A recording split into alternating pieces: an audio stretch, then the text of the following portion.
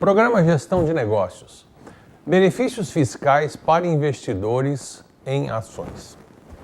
É muito comum e característico encontrar placas, anúncios com os dizeres sob nova direção em estabelecimentos comerciais que não têm apresentado bons resultados.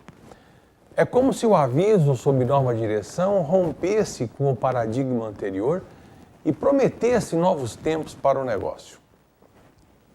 Na realidade, eu pergunto se esse não seria o caso brasileiro em relação a inúmeras questões relacionadas à economia do país.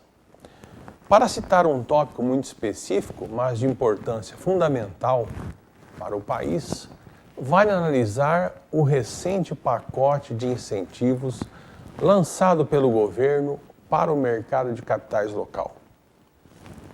O governo acaba de conceder benefício fiscal, ou seja, isenção sobre ganhos de capitais, aos investidores em ações com pequena capitalização de mercado, são as chamadas small caps. Vale notar que a isenção vale apenas para o mercado primário, os investimentos no momento da abertura de capital por essas empresas. Além disso, a Bolsa de Valores, a BMF-Bovespa, e a CVM, a Comissão de Valores Mobiliários, também concederam algumas reduções nos custos decorrentes para a abertura de capital dessas empresas na Bolsa, tornando, portanto, a operação mais barata para elas. O BNDES também se comprometeu a comprar 20% da emissão primária de ações dessas companhias em bolsa, procurando garantir uma demanda cativa para esses títulos. Não se pode negar que as medidas sejam positivas para o mercado de capitais e que possam, eventualmente, até estimular a abertura de capital de pequenas e médias empresas na bolsa. Entretanto, deve-se questionar se a ínfima presença desse tipo de empresa na Bolsa de Valores é decorrente dos problemas elencados e agora solucionados ou neutralizados até por essas medidas implementadas pelo governo. Será que o diagnóstico apresentado pelo governo e instituições reguladoras do mercado de capitais está correto? Por que as pequenas empresas não procuram a bolsa para se capitalizarem? Ou será que procuram, mas não têm capacidade de bancar a conta para lançar e manter suas ações negociadas na bolsa? Será que o problema é de demanda? Isto é, faltam investidores para esse tipo de empresa em função do risco relativamente maior que representam frente às chamadas blue chips da Bolsa, as ações de primeira linha? Afinal, por que isso acontece? O Brasil é um país carente de capitais, onde o crédito é muito caro e seria providencial que o mercado provesse recursos para essas empresas para que elas investissem em novos projetos e, consequentemente, alavancassem o seu crescimento e, afinal, até o crescimento do próprio país. Por que será que nos Estados Unidos a coisa acontece de maneira diferente?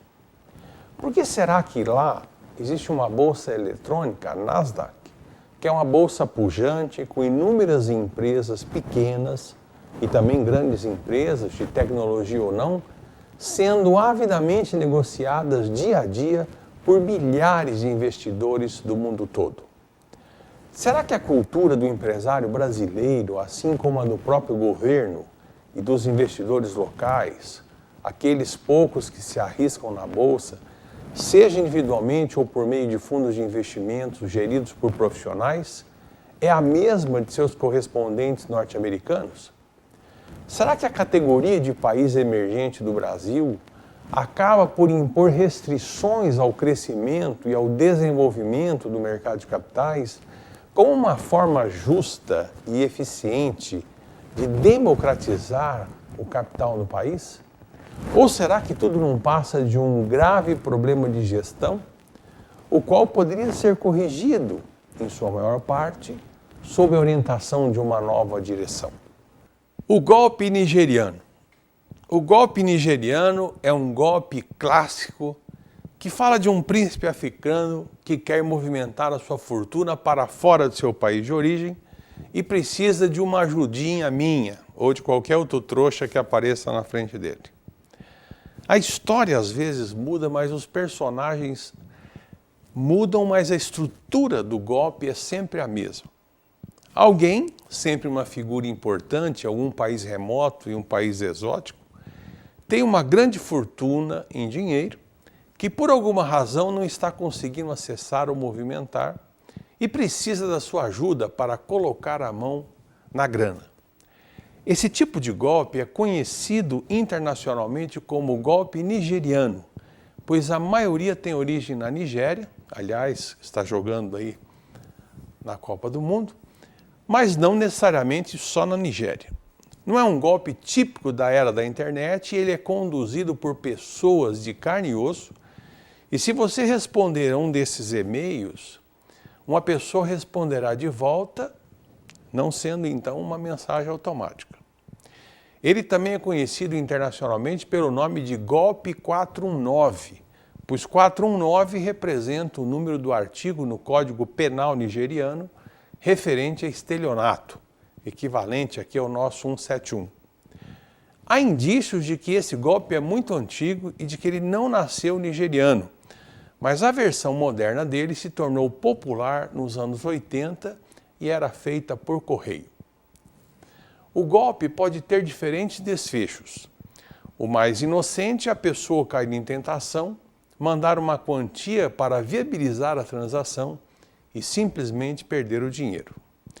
Em outros casos mais graves, a pessoa é convidada a ir até o país, usualmente a própria Nigéria, e era vítima de sequestro e extorsão, alguns desses casos inclusive terminando em assassinato. Esse golpe tem uma característica muito interessante.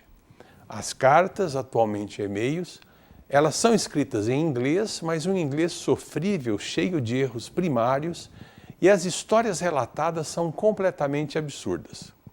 Os que prosseguirem com o contato são aqueles que, no linguajar da malandragem, são os patos que vão cair direitinho. Eu fico aqui pensando com meus botões que grande oportunidade de negócios esses golpistas perdem por não mandarem os e-mails em português. A maioria dos brasileiros não tem muita intimidade com o vernáculo shakespeariano, por isso acaba descartando os e-mails de imediato. Mas por aqui não falta gente que gosta de golpe, de pirâmide, de promessas vazias e de barcas furadas. Até no conto do bilhete premiado tem gente que ainda cai. A quantidade de pessoas ingênuas e gananciosas por aqui é tão grande que poderia justificar até mesmo a criação de uma ponte aérea regular entre o Brasil e a Nigéria. Um monte de brasileiros felizes da vida, viajando para receber uma mala de dinheiro de um príncipe africano. Eu tenho até medo de imaginar o que pode acontecer se esses caras começarem a mandar cartas e e-mails em português. Na realidade, se eles pensarem um pouco nesta malandragem, com certeza nós teremos muitos brasileiros lesados por este golpe. O meu escritório de consultoria já recebeu várias propostas para fazer serviços em países da África, realmente de empresas que, ao serem verificadas, possuem existências duvidosas, perigosas, e de fato eu nunca aceitei uma proposta desta, realmente pelo medo inclusive de ser sequestrado. São propostas tentadoras, tá? Mas toda cautela tem que ser tomada com esse tipo de contato. Na realidade é um grande golpe. Muito bem, vamos falar hoje sobre como atrair os consumidores até a sua loja. A resposta é localização, localização e localização. Este mantra representa o fator determinante para o sucesso de uma pequena loja, principalmente, seja qual for o produto que ela venda. Antes de se estabelecer, você precisa pesquisar Quais os lugares mais apropriados e favoráveis para você fixar o seu negócio? Favoráveis aqui significa considerar não somente o ponto onde ficará a loja, mas entender quais benefícios poderão trazer às atividades do entorno. Um exemplo claro, especialmente para quem reside em São Paulo, por exemplo, é que há núcleos conhecidos, né, geograficamente falando, de lojas de luxo que atraem público com interesse nesse segmento de produtos e serviços. Nessa região você vai encontrar marcas de renome internacional e nacional com lojas que comercializam diferentes produtos destinados a residências, moda, acessórios, restaurantes e bares para o público que por lá circula. Pensou em luxo, pensa-se naquela região. Há, porém, outras regiões, por exemplo, com um comércio super especializado, que reúne não só marcas concorrentes, como também marcas de produtos complementares. Em São Paulo, por exemplo, a Rua das Noivas, a Ladeira Porto Geral, a Rua Santa Efigênia e o bairro da Liberdade são alguns lugares conhecidos pelas suas especialidades. Porém, nem sempre você precisará estabelecer o seu negócio em uma região de comércio especializado. Se você procura um lugar para abrir uma padaria, a recomendação é procurar se estabelecer em uma região em que comprovadamente resida um público que será seu fiel consumidor e valorize a sua marca. Então, atrair o consumidor certo para a sua loja significa que você precisa estar primeiramente pela região onde ele costuma circular. Não basta somente atrair o público. Esse público também ele tem que gostar dos seus produtos, tá? E tem que ter o poder de compra para poder adquiri-los. É simples assim. Termina aqui o nosso Gestão de Negócios. Para dúvidas, críticas, sugestões, escreva para tv@unipar.br. Obrigado pela sua audiência e até a próxima edição.